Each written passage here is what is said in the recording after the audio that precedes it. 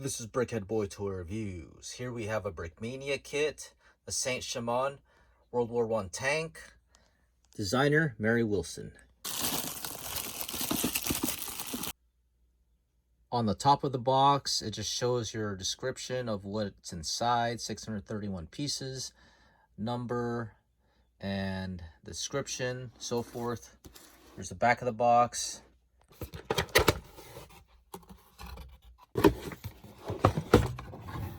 So inside was an instruction book and 8 bags. There will be no speed build, I apologize. So let's build it. And here's the set complete. So there is your tank by World War I definitions.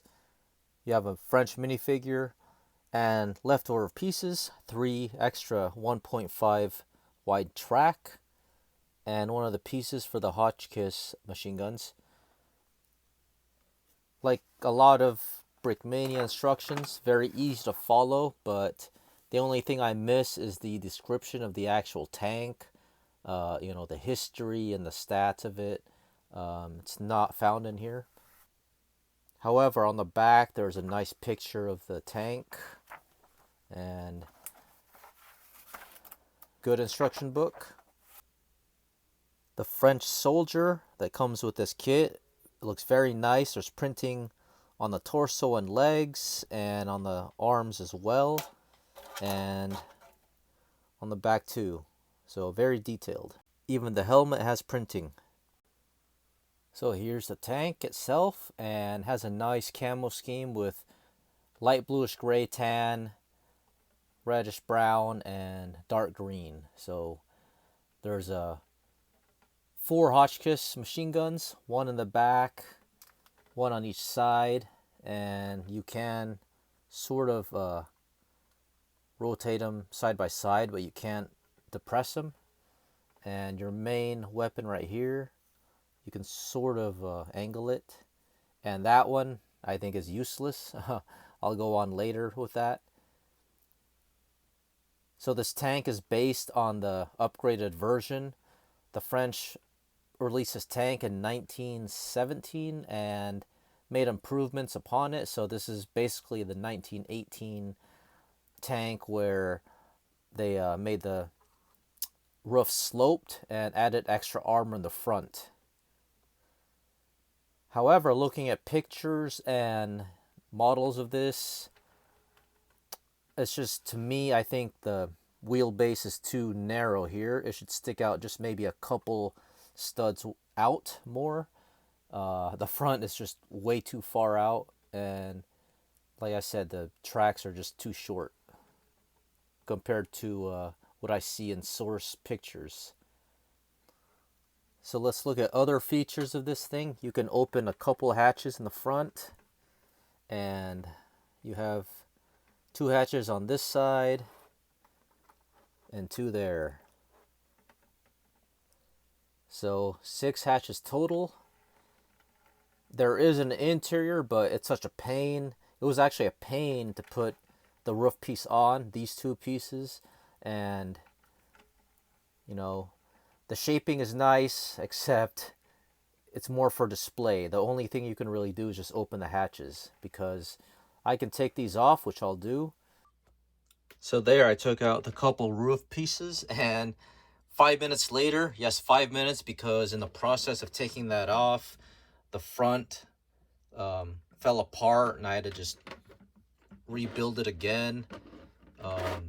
This model's a pain, so just for display, I'm just gonna build it and put it for display, because as I was building this piece here, that Hotchkiss machine gun, you have to put it in a very weird angle, and that alone took me 15 minutes, and the front pieces kept on coming off, and you can see it's pushing against that tile right here. So this really brought my blood pressure high up, and by far the worst Brickmania kit that's pissed me off that I ever built. So that says a lot. I love building with Brickmania because Brickmania relaxes me, but this kit made me mad. So let's take a look at the building techniques here. You can see the good angling, very nice, except it's not flush. You see how it's not parallel with that piece, so that's why it comes off really easy, because it's just not connected properly. On a side note, there is no speed build because I built this outside, and outside I didn't notice that the dark green and reddish brown look identical outside in the sun. So I'm not going to build any more with these types of colors out there. Just a lesson to be learned. So anyways, that is your interior, and minifigs can't utilize entire space because there's just so much wasted space on here. So the only thing you can really do is just make them sit outside their hatches, and that's it. So the interior, they have to just lay down to fit in here. So let's put the roof piece back on. So last test, the track. And it rolls somewhat on this surface on cardboard. On this desk surface, not a chance. Before I conclude my review, I just want to mention that there are 3 printed pieces. So the clover on each side, one here, one on this side, and on the back you have this star that's also printed. Well, anyways, time to conclude this review. So, World War I tank, good to put with the Mark IV, Mark V British tank, and the A7V German. If you have those, definitely get this one. But just be warned, the building on this kit is frustrating. For me anyways. I don't know if you're going to be frustrated. Hopefully not, but I was really, really frustrated with this. I was so mad.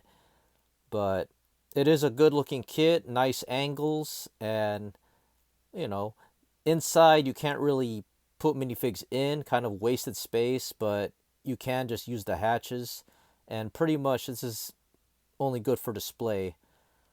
The track, on the other hand, I think is too short for the vehicle. It should be just a tad bit longer. That's all I got to say about this. This Brickhead Boy. Thanks for watching.